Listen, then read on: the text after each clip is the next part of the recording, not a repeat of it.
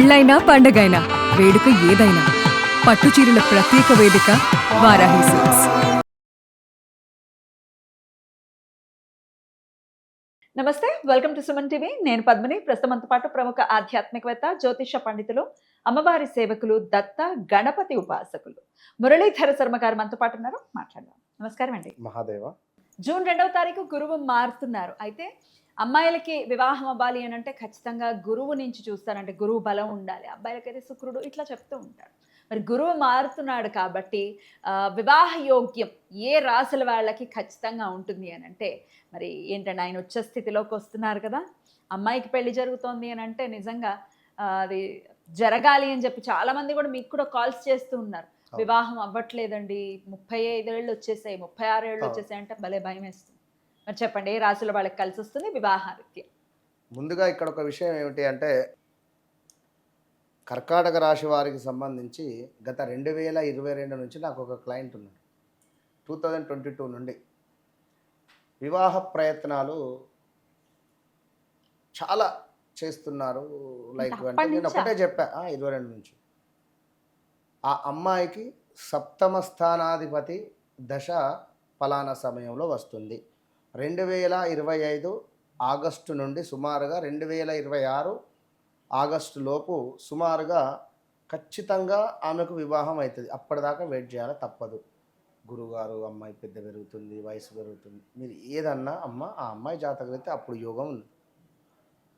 24లో ఇక అయిపోయింది అన్నట్టుగా గురువారం సంబంధం సెట్ అయింది, ఇక అయిపోయింది అన్నట్టుగా వచ్చారు. సంతోషం అమ్మ, అంతా అయినాక రండి ఓకే అని చెప్పిన. డౌరీ దగ్గర అది మిస్ అయిపోయింది. ఆ సంబంధం 2024లో అది కాలేదు. బాగా బాధపడ్డారు. ఒకరికొకరు బాగా నచ్చిర్రు.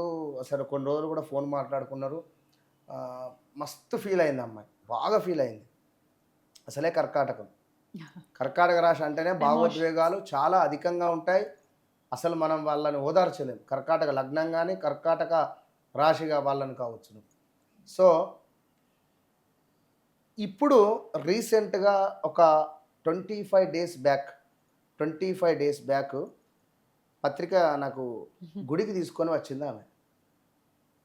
ఏమైందమ్మా అప్పుడు అసలు అంటే సుమారుగా ఒక 9 నెలలు వాళ్ళ నాకు కాంటాక్ట్లో లేరు. పత్రిక తీసుకొని వచ్చింది. పంతులు గారు ఇక మీరు అప్పుడెప్పుడో రాసి ఇచ్చిర్రు, దీని మీద రాసి పెట్టిర్రు, 2025 ఆగస్టు నుంచి 2026 ఆగస్టు లోపు ఏ క్షణానైనా వివాహం జరుగుతుందని రాసి ఇచ్చిన. అది పట్టుకొని వచ్చిర్రు. ఇక పత్రిక చూయించిర్రు 2. సరే అమ్మ అనుకున్న, అర్చన చేసిన, పత్రిక వాళ్ళకి అప్పచెప్పింది. అంటే ఈ లెక్కలో నేను చెప్పేది ఏంటంటే జాతకరీత్యా సప్తమాధిపతి కానీ 12వ అధిపతి కానీ 2వ అధిపతి కానీ కొంచెం మనకు మూమెంట్ ఉంటే వ్యక్తిగత జాతకంలో అర్థమైపోతుంది. సో గోచారంలో ప్రజెంట్ ఇప్పుడు ఉన్నటువంటి సిచ్యువేషన్లో కర్కాటక రాశి వారికి 100కు 200% వివాహ యోగం ఉన్నది. 100కు 200% ఉన్నది వివాహ యోగం. పెళ్ళయ్యే తీరుతుంది ఖచ్చితంగా అది. ఇక ఈ పెళ్ళి కాకుంటే మళ్ళీ ఇంకో పెళ్ళి అని అవుతుంది. మరి ఇంకో పెళ్ళి అంటే ఏంటి అంటే ఒకవేళ పెళ్లి చేసుకుంటాను అని చెప్పి మాయమాటలు చెప్పి మీరు ఒకవేళ వివాహం చేసుకోకుంటే పోలీస్ స్టేషన్లో పెళ్ళి అవుతుంది.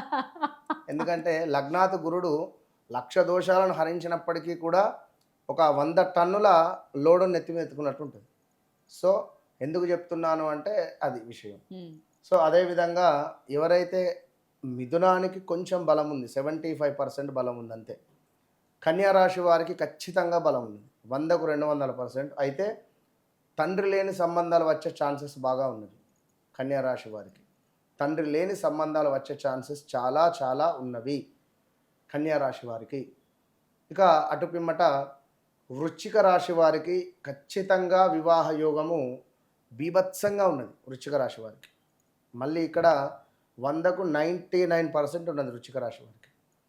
ఇక అటు పిమ్మట ధనుస్సు రాశి వాసులు దయచేసి వద్దు. ఇక మకర రాశి వారికి చక్కటి భాగస్వాముడు లభించేటువంటి పరిస్థితి ఉన్నది. అబ్బాయికైతే అమ్మాయి, అమ్మాయికైతే అబ్బాయి, ఎవరైనా మంచిగా లభించే పరిస్థితి ఉన్నది.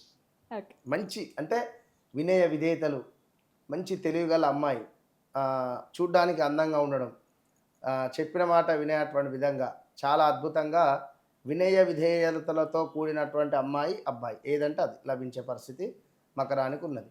కానీ వారి యొక్క డిసిప్లిన్ మకర రాశి వారిది, వారి యొక్క క్రమశిక్షణ, వారి యొక్క యాటిట్యూడ్కు లెవెల్కు సరిపడే అమ్మాయి దొరుకుతుంది. ఇక మీనరాశి వారికి కూడా బలం ఉన్నది, కానీ 75% మాత్రమే బలం ఉన్నది. సో ఓవరాల్గా ఈ ద్వాదశ రాశులలో నేను చెప్పేటువంటి విషయం ఒకటే, మీ జీవితంలో జరిగింది, జరుగుతుంది, జరగబోయేది మీరు నాకు చెప్పాల్సిన పనే లేదు. మీరు కేవలం డేట్ ఆఫ్ బర్త్ ఇచ్చి కూర్చుంటే చాలు.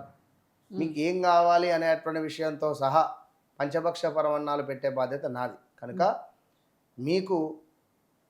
మీకు కావలసినటువంటి ఉద్యోగమా, వివాహమా, సంతానమా, లేదా విదేశీ ప్రయాణమా, లేదా ఎలాంటి అమ్మాయి వస్తుంది, ఏ దిక్కు నుంచి వస్తుంది, లైక్ ఇలాంటి విషయాలకై తప్పకుండా మీరు నన్ను కలవక ముందు, నన్ను కలిసిన తర్వాత అనేటువంటిది మాత్రం ఉంటుంది, అంతే. రైట్. అయితే వివాహం కోసం మరి మిగతా రాశుల వాళ్ళకి లేదా, మరి గురువు బలం లేదు కదా, మరి ఏదైనా రెమెడీస్ చేసుకుంటే గురు బలం పెరుగుతుందా, వివాహం జరుగుతుందంటే ఏం చెప్తారు? వరపాశుపతము, కన్యాపాశుపతం అనేటువంటివి చాలా పవర్ఫుల్ హోమాలండి అవి. వరపాశుపతము, కన్యాపాశుపతం అనేది శంకరునికి అభిషేకం 3.5 కిలోల శర్కరను పొడిగా చేసుకునేటువంటి ఆ పూజ. సో అమ్మాయి అయితేనేమో వరపాశుపతం, అబ్బాయి అయితేనేమో కన్యాపాశుపతం. ఇట్లా ఆ మంత్రాన్ని రుద్రానికి సంపుటీకరణం చేస్తూ ఇలా చక్కగా 3 కిలోల శర్కర పొడిని శంకరునికి అభిషేకం చేయడం ద్వారా అతి శీఘ్రంగా 41 నుంచి 3 నెలల లోపు వివాహ యోగం ఏర్పడే పరిస్థితి ఉంటుంది. అద్భుతం అండి, చాలా చక్కగా తెలియజేశారు. కృతజ్ఞతలండి. నమస్కారం. మహాదేవ.